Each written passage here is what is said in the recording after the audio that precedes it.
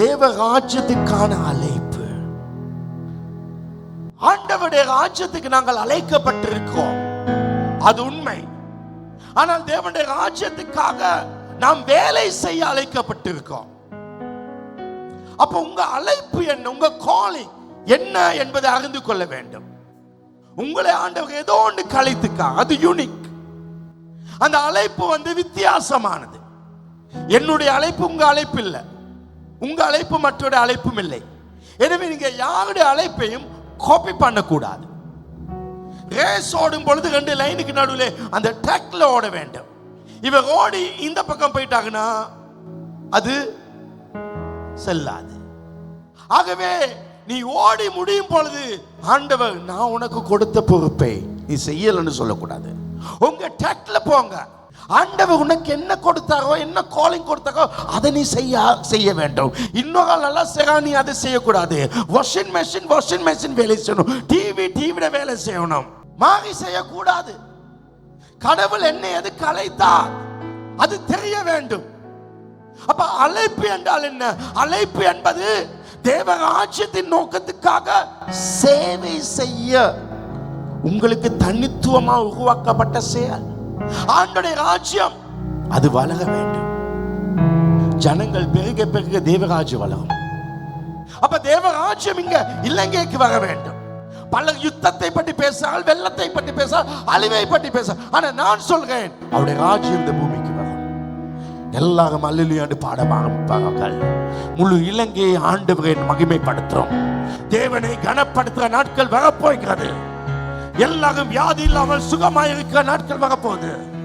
இலங்கை தேசத்துக்கு பல தேசங்களுக்கு வந்து தேவனுடைய வார்த்தை அற்புதத்தை பெற போகிறார்கள். இது ஒரு பரலோகமாய் வரப்போகுது. அந்த ராஜ்யத்துக்காக, அந்த நாளுக்காக நாம் செயல்படுவோம். அந்த செயல்பாடு என்ன, ஏன் வேலை என்ன? எப்பொழுது இந்த அழைப்பு, இந்த காலிங் நித்தியத்தின் நோக்கத்துக்காக உருவாக்கப்பட்டிருக்கும். அப்ப இது நித்தியத்துக்கு தான். நான் இந்த அழைப்பை செய்யும் பொழுது அது நித்தியம், அது இட்டர்னல், அது என்றைக்கு அழியாதுண்டு. ஆண்டவராகிய இயேசு வரும் பொழுது அத்தனை நன்மையை நான் பெறப் போகிறேன். என் ஆண்டவர் சொல்வார், கரமசைத்து வா, என் ராஜ்யத்தில் உனக்காக இவ்வளவு பெரிய இடத்தை வைத்திருக்கேன். நீ இத்தனை பட்டணத்துக்கு நீ தலைவனா இருப்பாய். உனக்கு நான் பெரிய இடத்தை வச்சுக்கேன். ஏய், நீ இந்த இடத்துல இருக்காத, என் சிங்காசனத்துக்கு வந்து உட்காருன்னு சொல்லுவார். ஏண்டால் நாம் அவருக்காக செயல்பட்டுக்கோம். பரலோகத்தில் உயர்வு தாழ்வு இல்லை தான். ஆனால் ஆண்டவர் அவனவனுக்கு கேட்டு கிரியை நன்மைகளை தருவார். ஒருவன் பெரியவனாக இருப்பான், ஒருவன் வசதி, அவனுடைய வாழ்க்கை உயர்ந்த ரேங்க்ல இருக்கும்.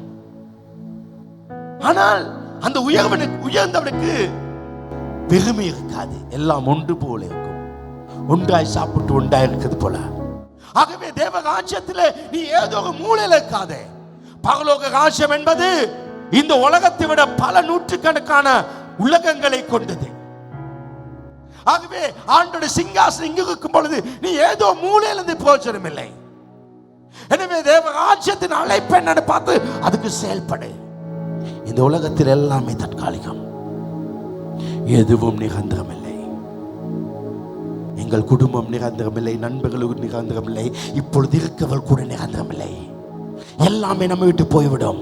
ஆனால் நமக்கு கிடைக்கும் ஒவ்வொன்றை சந்தர்ப்பத்தை, ஒரு மனைவி பிள்ளைகள் கிடைத்தால் அவர்கள் தேவ ராஜ்யத்தின் உதவிக்காக, எனக்கு ஒரு வாகனம் கிடைத்தால் அது தேவ ராஜ்யத்தின் வளர்ச்சிக்காக நம்ம வச்சுக்கொள்ளணும். நிரந்தரம் இல்லைன்னு தெரியும், இப்ப இருக்கவங்களை நிரந்தரம் இல்லைன்னு தெரியும், அதுக்காக நான் அவங்களை பகைக்கவும் மாட்டேன். அவங்களை இப்ப வச்சுக்கேனா இப்போதைக்கு அவங்க தேவ ராஜ்யத்துக்கு தேவை. இவங்க ஒரு நாள் என்னை விட்டு போவாங்க, அதுக்கு பிறகு புதாக்கள் வருவாங்க, அவங்க எனக்கு தேவை தேவ ராஜ்யத்துக்காக. ஆகவே உங்க அழைப்பு எப்பொழுதும் தேவனுடைய ராஜ்யத்தின் நோக்கமாக இருக்க வேண்டும். இன்னைக்கு பலருக்கு தெரியாது கடவுள் ஏன் நம்மை அழைத்தாங்க, அந்த அழைப்பு தெரியாமல் வாழ்கிறார்கள். ஏன் பலருக்கு தங்கள் அழைப்பு தெரியாது? அவர்களுக்கு தேவ ராஜ்யத்தை குறித்த சிந்தை இல்லை. ஆண்டவருடைய ராஜ்யம், அவங்க எப்பவும் தன் மனைவி, தன் பிள்ளைகள், தன் குடும்பம், தன் வேலை, தன் வியாபாரம், நான் பணத்தை சம்பாதிக்கணும், வீட்டை கட்டணும், வாகனத்தை வாங்கணும், அப்படித்தான் நினைக்காங்க. இதுதான் வாழ்க்கை நினைக்காங்க. இல்ல, ஒரு நாள் வரும், பெரிய கார் உண்டு, அதுல ஒரு சவப்பெட்டி, அதுல உனைய குளிப்பாட்டி உட்கார வச்சிருப்பாங்க, படுக்க வச்சிருப்பாங்க. நண்பர்கள் உற்றாகலாக அழுவாங்க. நீ சம்பாதித்த ஒண்ணு வராது, நீ எதுக்காக வாழ்ந்தா அது ஒண்ணு வராது. அந்த கண்ணை மூடுற நேரத்துல ஆவி மேல போகும். அது எங்க போகும்? ஒண்ணு பகலோகம், ஒண்ணு நரகம். எனக்கு ஊழியம் செஞ்சவனுக்கும் ஊழியம் செய்யாதற்கும் நான் வித்தியாசத்தை காண்பிப்பேன். இந்த உலகத்துல எல்லாமே போயிடும். எல்லாத்தையும் இழப்பாய். நீ சேர்த்து ஒண்ணு வராது. நீ போட்டுக்கத்தான் தங்க மாலை உனக்கு போட மாட்டாங்க, உன் மோதிரத்தை போட மாட்டாங்க, ஒண்ணுமே வராது. நீ போனான்னு அழுவாங்க. ஆனா பொத சொன்ன வீட்டுல வந்தவளுக்கு சாப்பாடு கொடுக்கணும் தான் யோசிப்பாங்க. ஒரு மாசம் வீட்டுல டிவி ஓடாது, பாட்டு ஓடாது. 2 கிழமையில வேலைக்கு போயிடுவாங்க. 3வது கிழமையில அவங்களோட வேலையை பார்த்துட்டு 4வது கிழமை டிவி வேலை செய்யும். ஒன்ன மறந்துடுவாங்க. யாருக்காக வாழ்ந்தாயோ அவங்க ஒன்ன மறந்துடுவாங்க. ஆனா ஒன்னு உருவாக்கினா, இந்த பூமியில ஒன்னு உருவாக்கி ஒன்ன வச்சு ஏதோ செய்ய நினைக்காது. அதை நீ நினைக்கணும். இதெல்லாம் முடிச்சோம், மகிமையில் இயேசுவை தரிசிக்க நேரம் வரும். அந்த நாள் என் வாழ்க்கையில மறக்க முடியாத ஒரு நாளாக இருக்கும். எனவே தேவராஜ்யம் வாழ்க்கையில காணப்படவில்லை. நிறைய பேர் வாழ்க்கை தேவராஜ்யத்தின் சிந்தனை காணப்படாதபடியால் அவங்களை கடவுள் ஏன் அழிச்சான்னு தெரியாது. உன் குடும்பத்துக்காக, உன் வாழ்க்கைக்காக வாழாத, அவருடைய ராஜ்யத்துக்காக வாழு.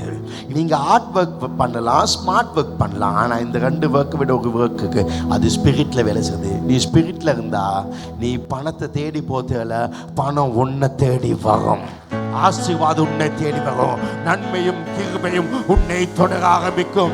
தேவன் உனக்கு நன்மைகளை கொடுப்பார். எனவே நீ தேட வேண்டியது தேவனுடைய ராஜ்யத்தை. தேவனை கஷ்டப்படாமல் வாழும்படி அவர் உனக்கு நன்மைகளை கொடுத்து உன்னை உயர்த்தி உன்னை மேல் நோக்கி வைத்து உன்னை அழகு பார்க்கிற தேவன் அவர். ஹல்லேலூயா! அவரை நோக்கி பார், அவருடைய ராஜ்யத்தை பார், அவரை குறித்த சிந்தனை உனக்குள் வருவதாக. தேவராஜ்யம் உங்க காலிங் என்ன? இந்த அழைப்பு மத்தேயு 6:33 சொல்லுது, முதலாவது தேவனுடைய ராஜ்யத்தை, முதலாவது தேவனுடைய ராஜ்யம், அதை தேடு. நேரம் கிடைக்கிற நேரம் தேட சொல்லல.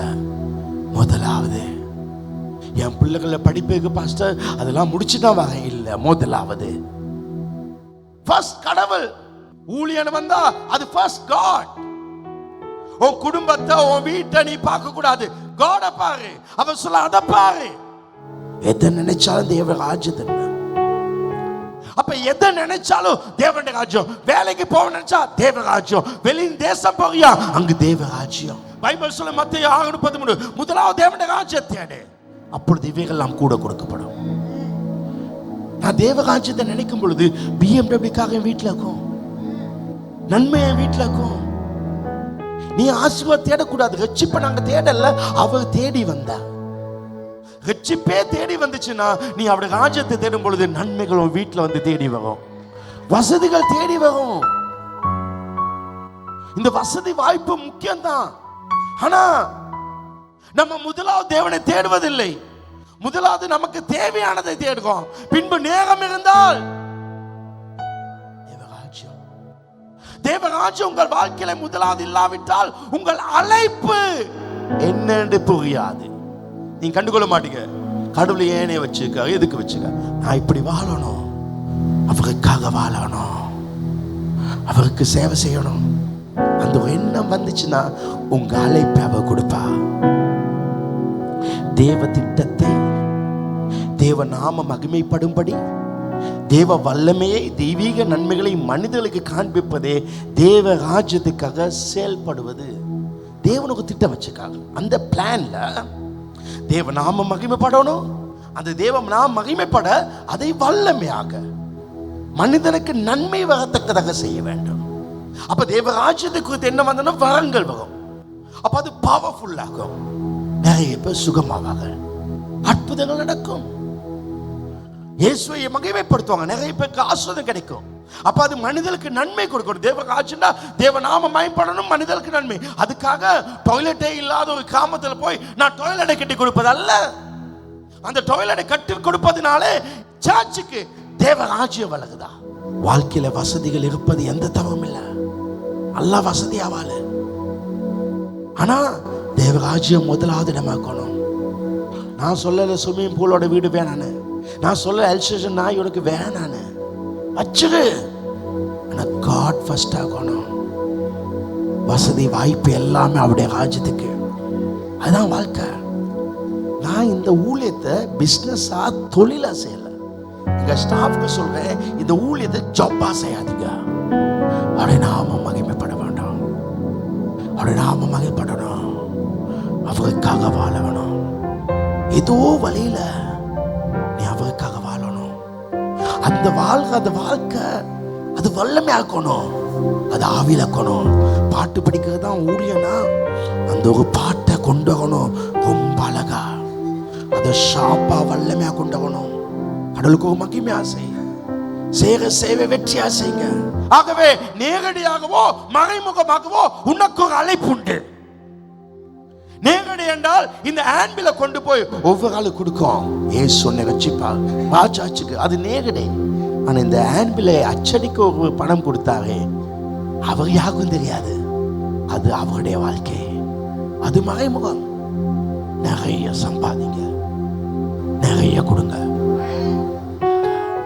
என்ன கஷ்டமா இருந்தாலும் அவருக்காக ஊழியம் செய்யணும். ஆமே, நம்ம உடுத்தாலும் அவருக்காக, எலும்பினாலும் அவருக்காக. பவுல் சொல்றான், இந்த பூமியில இருக்குது கிறிஸ்துவுக்காக, நான் மறித்தாலும் கிறிஸ்துவுக்காக. நான் போன ஆசங்க, ஆனா போகல, ஏன்னா இங்க அவருக்காக வாழணும்.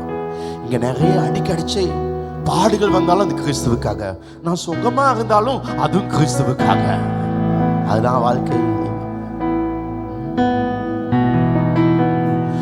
துன்பமான வேளையில், இன்பமான நேரத்தில், கஷ்டமான பாதையில், களிப்பான நேரத்தில் இயேசு என்னோடு இருக்கின்றாரே. அவரே என் கண்மலை, என் கோட்டையுமானா. எத்தனை பிரச்சனை, எத்தனை வேதனை வந்தாலும் அவருக்காக வாழ்வேன், அவருக்காக ஜெயிப்பேன். சில நாட்கள் ரொம்ப பலவீனமாக்கும், ஸ்டேஜில் நிற்கவே முடியாம இருக்கும். 6 பெட்ரோலை போட்டு வந்து நிற்பேன், தூக்கமே போகாது. சண்டே சர்ச் பண்ணோன்னு சொல்லி எங்கள் அம்மா கிட்ட போயிட்டு ஸ்லீப்பிங் டேப்லெட் எடுத்து வந்து நல்லா குடிச்சு வந்து நிற்பேன். ஏன்னா இதை செய்ய வேண்டும், ஆண்டவருடைய ராஜ்யத்துக்கு அழைக்க வேண்டும், சபை வளர வேண்டும்.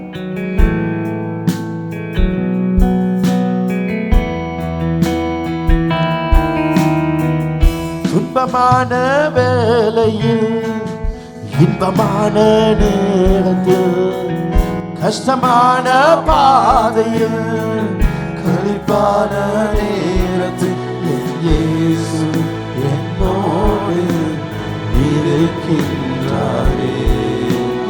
அவரே என் கண்மலை, என் கோட்டையுமானா.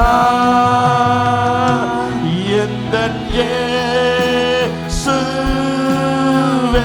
வாய் திறந்து சொல்லுங்க, எத்தனை கஷ்டங்கள் வந்தாலும் இயேசுவே, எந்தன் இயேசுவே,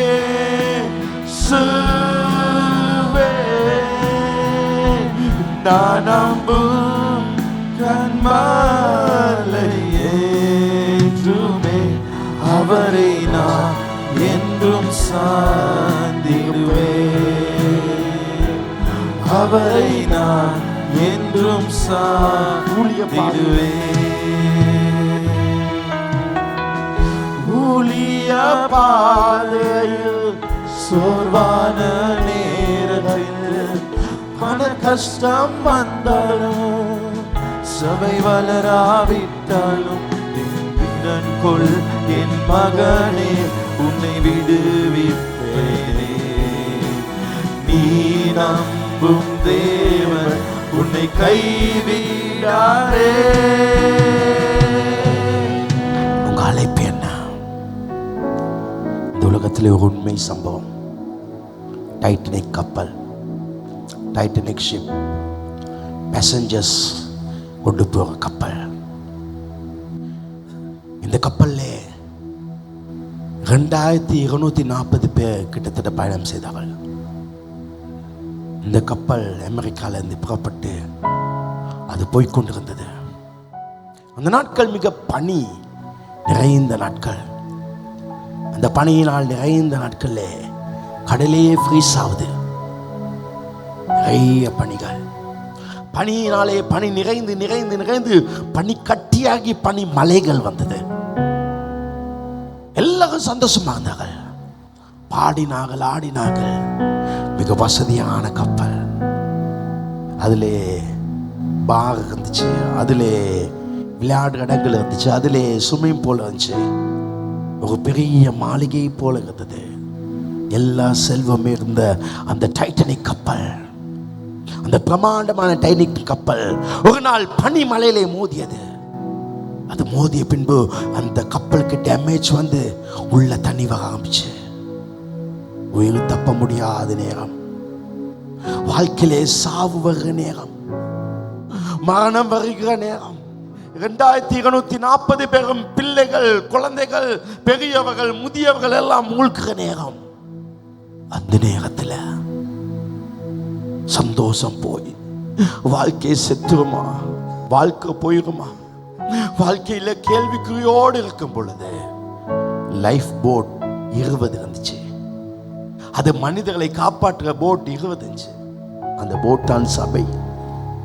அந்த 20 போட்டை இறக்கினார்கள். குழந்தைகளையும் தாய்மாரையும் ஏற்றினார்கள், பெண்களை ஏற்றினால் அந்த ஒரு போட்ல 45க்கும் 65 பேருக்கு இடைப்பட்டுள்ள ஏற்ற முடியும், எல்லாரையும் ஏற்ற முடியாது.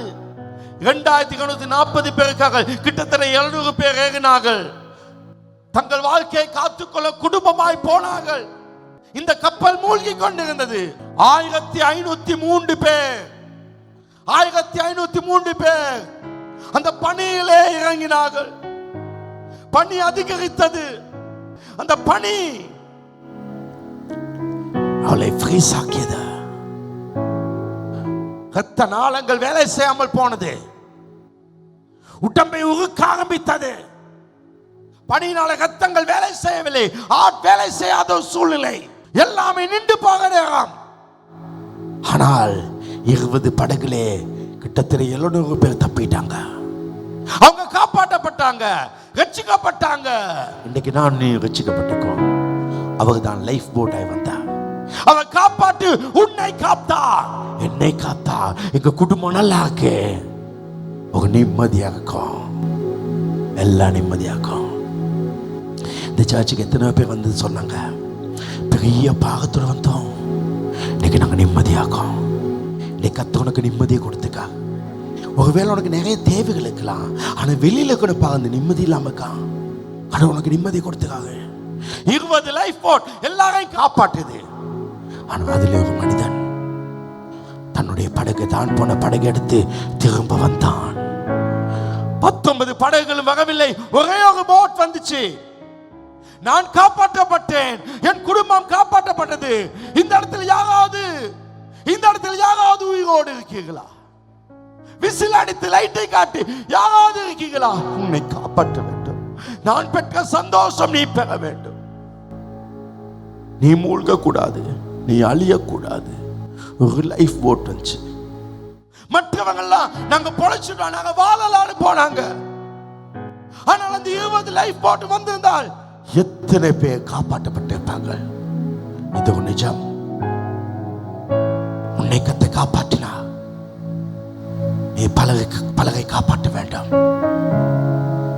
அந்த திரும்ப வந்தவன், நான் மூழ்கி விடுவோனோ, எனக்கு திரும்ப வர முடியுமோ, என் குடும்பம் என்ன ஆகும் என்று அவன் யோசிக்கவில்லை. என்னை காத்தா. அந்த லைஃப் போட்டா நான் இருக்க வேண்டும். அதுக்காக தன்னை அர்ப்பணித்தான். அந்த லைஃப் போர்ட்ல நீ வர வேண்டாம். உன்னுடைய பாட்டு என்ன, உன் அழைப்பு என்ன? தேவராஜ்யத்துக்கு பாகம் வந்தால் அது வரும். 3 பகுதி மூழ்கி கொண்டிருக்கிறது. ஏன் மற்ற போட்கள் வரவில்லை? காரணம் அவர்கள் காப்பாற்றப்பட்டார்கள். ராஜ்யத்தின் அழைப்பு அது நேரடியாகும் அல்லது மறைமுகமாக மனிதர்களுக்கு ஒரு தாக்கம். நீ என்ன செய்ய போறாய்? எது உன் வாழ்க்கை? உன் வீட்டில் அழகான பாடல்களை போட்டு, கிறிஸ்தவ பாடலை போட்டு பக்கத்தில் இருக்கவங்க அதை கேட்டு ஆண்டவர் ரட்சிக்கப்படணும். அதுதான் உன் வாழ்க்கைன்னு அதை செய். வேலை செய்கிற இடத்துல கிறிஸ்து நண்ப பேசு. ஒருவேளை நீ நேரடியாக்கலாம். ஒருவேளை அந்த கிரிக்கெட் மேட்ச், ஃபுட்பால் மேட்ச் நடக்கிறதுல ஜேசியை போட்டு பெயிண்ட் அடிச்சு நீ கத்தி, நான் கிங், நான் கிங்டம், நான் தேவராஜ்யத்துக்கு காட்டலாம். எல்லாரையும் கர்த்தர் சுவிசேஷம் அறிவிக்க அழைக்கல. எல்லாரும் சுவிசேஷ மேடையில ஏறாமல் இருக்கலாம்.